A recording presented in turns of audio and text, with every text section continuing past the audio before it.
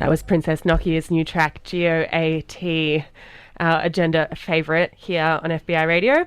We're joined now by Sydney filmmaker Diana Popovska and Angel Alana, who stars in Diana's new web series called Plans. Thanks for joining us. Thank you so much for having us. Yeah, thanks. So Plans is a web series that seems to be something that's happening more and more recently with kind of shows like Insecure and Broad City. How is like that format going? Because it seems like, you know, my idea of the way that TV shows get made is like executives are like, we need to see this and we need to see that, and like more shows that are using the web series format are showing how you can have different looking casts. So yeah, is that like a decision that you made to do it that way? Yeah, we were, the way that I met the entire cast of Plans was through an acting school. And and the whole idea behind Plans was that we'd put it up on the internet, because with the internet you don't have constrictions. You can write your own stories and you don't have to necessarily censor yourself. So Plans is very raw in its representation of sex and, you know, a drug and alcohol abuse and self-medication and love and heartbreak. So we also, at that time, we didn't have access to kind of get it onto a network or the contacts even. We had to build that up, and the best way to do that is to make your own work and get it out there and show people what you can do. And with things like YouTube and Vimeo, web series is a great way to get your stories out there. Backtracking a little bit, can you tell us about kind of the broader concept of Plans as a TV show? So Plans follows 7 characters and it's set over 7 days. So every episode follows one character, similar to the show Skins. And every character has an influence in what happens the episode after. So one episode follows one character specifically, and then it ends with another character, and the episode opens on another character. So it's an opportunity to see other people's perspectives and kind of get their side of the story. Every character is quite different, and it's, I guess, essentially, in a nutshell, Plans is about breaking down the barriers and trying to move past heartbreak to a place where you can be vulnerable and let people in. It's messy. It shows life in your 20s and 30s, quite raw, messy. It's not packaged in a neat little box. It's the stuff that you see your friends go through every day. Like, we're constantly battling with anxiety and questioning ourselves and what we're doing, and sometimes we can push people away, but Plans examines how we can step up for people and be there for them. And you said that you did it with friends from your acting school. Yeah. Does that present some challenges if you're kind of delving into these issues that are sometimes people would maybe prefer not to talk about? Has that been challenging? Or? Yeah, it's been super challenging. When we started Plans, we wrote a lot of the characters based on the actors that we wanted to play them. So we're really playing on the strengths of these actors, and everyone brings a very unique thing to their role. Like, a lot of these actors are, you know, from Parramatta or, you know, Southwest Sydney, you know, some are even from the North or Bondi or Central Sydney. So we all have our own stories and experiences. And it was just about getting the actors to a place where they wanted to share their stories. And yeah. That might be a nice way to open up to you. Angel, can you talk us through your character or your like development as the character in your episode? Yeah, sure. So Patricia is actually Dee's character's ex-girlfriend. And I'm kind of like, you know, when you have an ex that you see happy all of a sudden with someone else, and then you can't, you know, you don't know what you got till it's gone kind of thing. I see her, bump into her with her new partner, and it kind of stirs some stuff up in me, and I start to sort of try and wrangle with drawing her back in or seducing her again, and it's not necessarily the right thing to do. I'm kind of have always played with her heart a little, and I don't know, I think we've all been there before, that power struggle.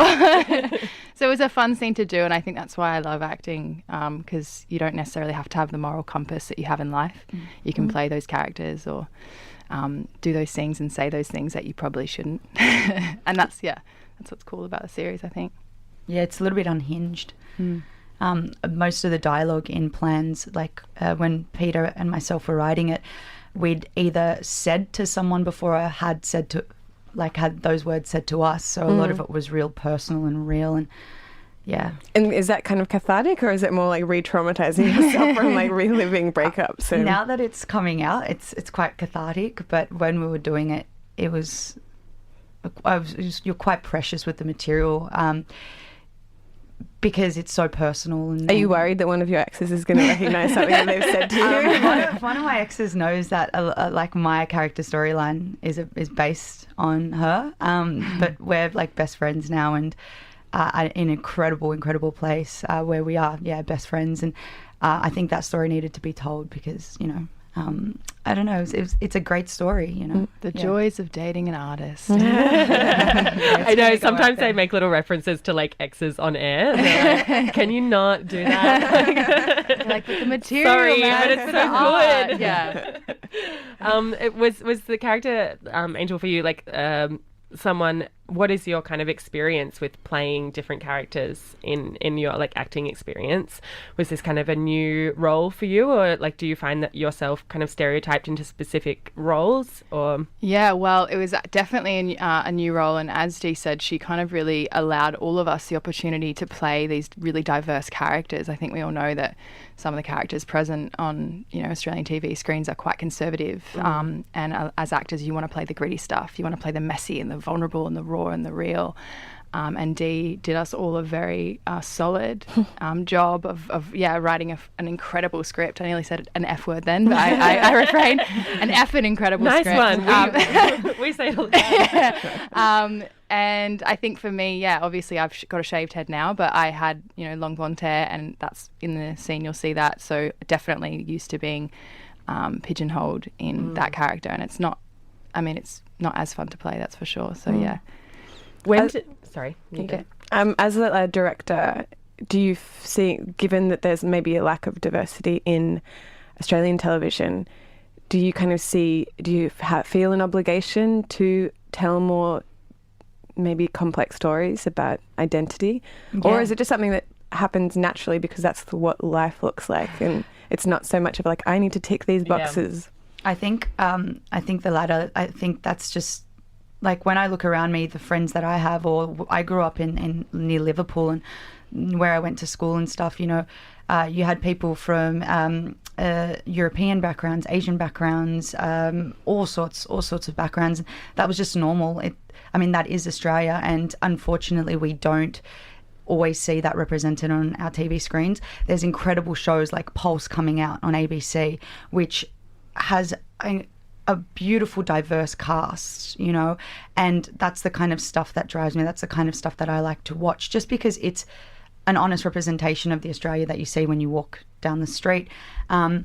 So for me, it wasn't even a question of who I put in this show. They got their roles because, one, they were talented, but they just came from diverse cultural backgrounds anyways, just because we all kind of do. Yeah. It's got Plans has a pretty incredible soundtrack as well. How did you go about choosing the tracks for the show?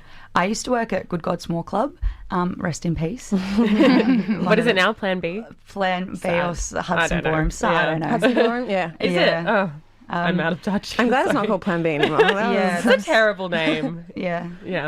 Anyway. And, I was lucky enough, to work for Jimmy and Hunter, and they are incredible people. And they would always bring in beautiful music acts and bands and musicians.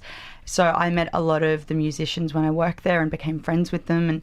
And like Annie and Moon Holiday, Rainbow Chan, Alex Cameron, although he doesn't play on this, but like incredible people like that. And they gave me their music for this show just because they understood how important the show was and what we were trying to do with it.